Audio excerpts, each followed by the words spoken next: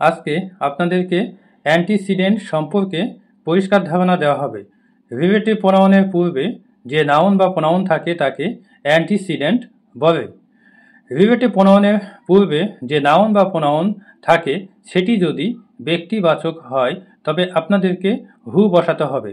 যদি বস্তুবাচক হয় তবে আপনাদেরকে দ্যাট অথবা হুইচ বসাতে হবে। যেমন I know Babu who is a doctor.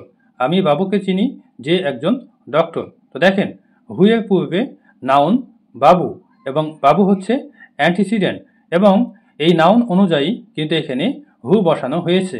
যদি বাবুর জায়গাতে কোনো বস্তু থাকতো তবে আপনাদেরকে দ্যাট অথবা হুইচ বসাতে হতো। It is he who is an engineer.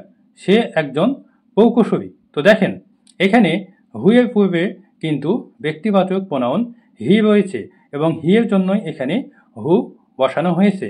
যদি কোনো বস্তুবাচক প্রোনাউন থাকতো তবে আপনাদেরকে দ্যাট অথবা হুইচ বসাতে হতো। Thank you.